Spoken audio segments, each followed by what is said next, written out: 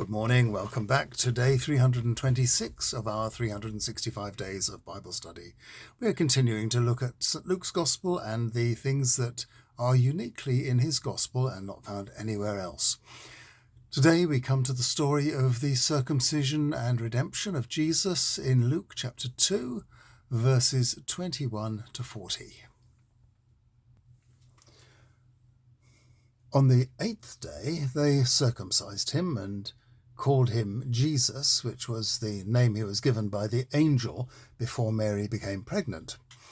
And when they had seen out the days required by the law of Moses for Mary's seclusion after childbirth, they brought the child to Jerusalem to present him to the Lord. As it has been set down in the law of the Lord, every male that opens a womb shall be called holy to the Lord. And they came to offer a sacrifice, according to what it says in the law of the Lord, a pair of turtle doves or 2 young pigeons. And now look, there was this man in Jerusalem whose name was Simeon. And this man was upright and spiritual, waiting as he was for the relief of Israel.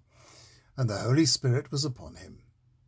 And it had been divinely communicated to him by the Holy Spirit that he would not die before he had seen the Lord's anointed one.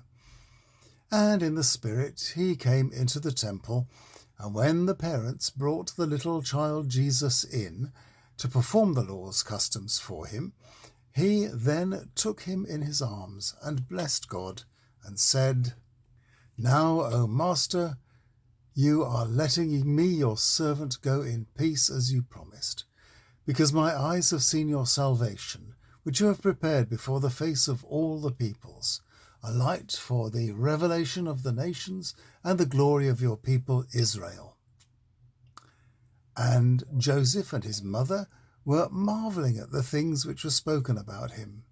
And Simeon blessed them, and said to his mother Mary, "Watch, this child is destined for the fall and rising of many in Israel, and for a sign spoken against.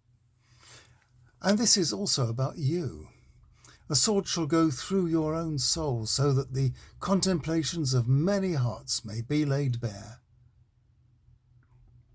And there was a very elderly prophet, Anna, daughter of Phanuel of the tribe of Asher, who had lived with her husband just 7 years from her virginity, and as a widow till she was about 84.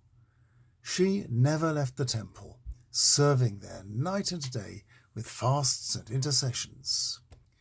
And just at that time she came up and gave praise to the Lord, and spoke about the child to all those waiting for relief in Jerusalem. And when they had done all that the Lord's law required, they went home to Galilee, to their hometown of Nazareth, and the boy grew and became strong. God's favour was upon him. So, what shall we say about this? Luke was a Gentile, and Luke did not have personal experience of Jewish rituals. He had gone to a lot of trouble to find out the details about a boy's circumcision, the buying back of a firstborn son from the Lord, and the time of exclusion a woman was expected to keep after the birth of a boy. 5 times he says that what is done is carried out according to the Jewish ceremonial law. He wants us to know that Jesus was properly brought up in his parents' faith. First, he was circumcised on the 1-week anniversary of his birth. Then later, they would have to pay a priest the 5 shekels and make a sacrifice, because firstborn sons had been regarded as God's property from a time before the Exodus and needed to be paid for. In the temple, where Mary would have gone to celebrate the end of her isolation and was now ritually clean again, and Joseph would have purchased what he needed for the sacrifice, they were met by 2 Jews who were faithful like Mary and Joseph, and also filled with hope, looking for Israel's consolation and expecting it soon. They were ready and waiting, and Luke tells us they recognized Jesus when they saw him.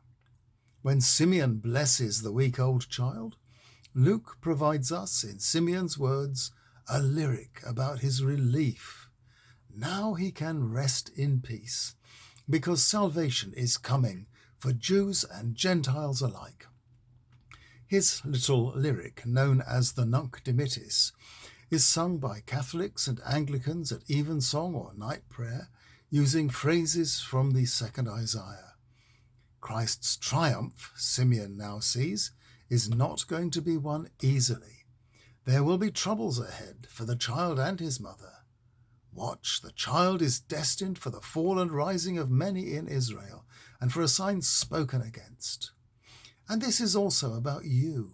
A sword shall go through your own soul, so that the contemplations of many hearts may be laid bare. Well, Luke was aware that at the time of writing, Jerusalem had fallen in 70 AD, and its inhabitants had all become refugees. The defeat had given the gospel its impetus out into the world. But here, with Simeon and Anna, we have an introduction to Luke's major theme, that the Messiah had arrived with a purpose. He had come to lead Israel to her glory and the world to its salvation, not along a pathway of military triumph, but through a path that would involve suffering, mourning, and death. Tomorrow, Luke's special section about the birth of John and Jesus draws to its end as Jesus reaches the age of 12 and becomes an adult Jew.